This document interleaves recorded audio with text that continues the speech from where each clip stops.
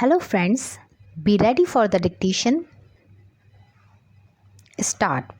6 months after they were first due to be held, intra-Afghan talks bringing the Taliban face to face with representatives of the Ashraf Ghani government and Afghan civil society finally got underway in Doha on Saturday.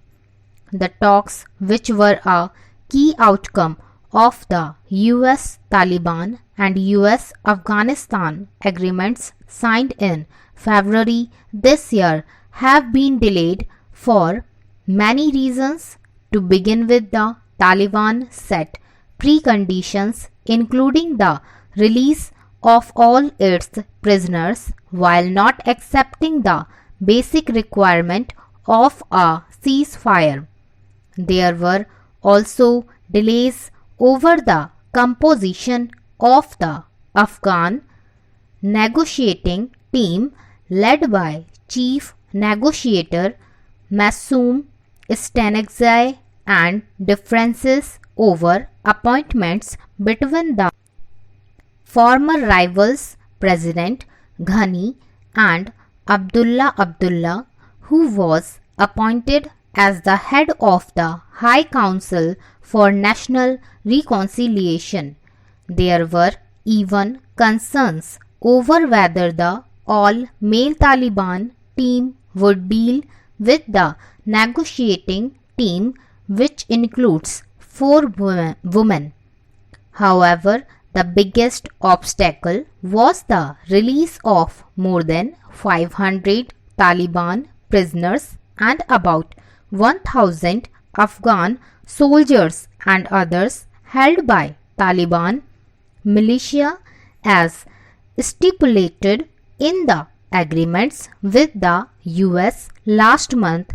President Ghani said that he would release all but about 400 who were wanted for serious crimes, which led to the Taliban threatening to call off talks, but resolved after a loya jirga of representatives approved the release. One final batch of prisoner releases was held up briefly over objections from France and Australia, whose soldiers had been killed by them. The silver lining for India, which otherwise views the reconciliation process with some foreboding, is that the release of all Taliban prisoners has also meant the safe return of 3 Indian hostages held since 2018 by the Taliban. The hard part begins now. While preliminary rounds held since Saturday have dealt with the structure and logistics, the first task for the negotiators is to declare a permanent ceasefire and stop violence in Afghanistan that has claimed another 1,300 civilian lives in the first half of 2020.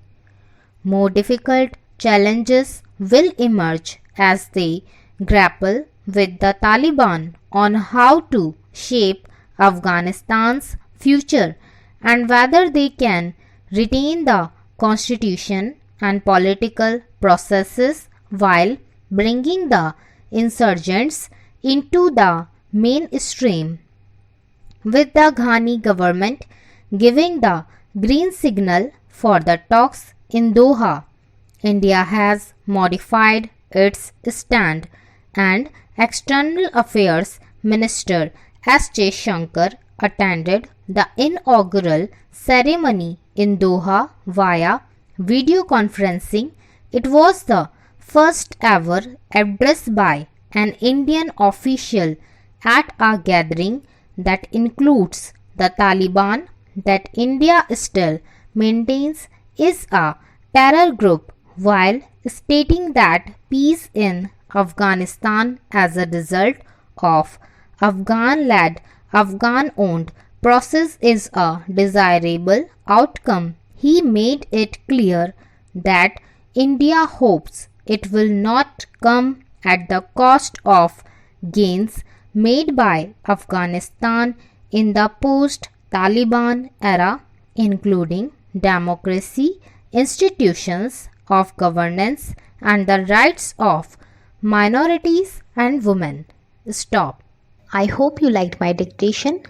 Please share and subscribe my channel. Thank you.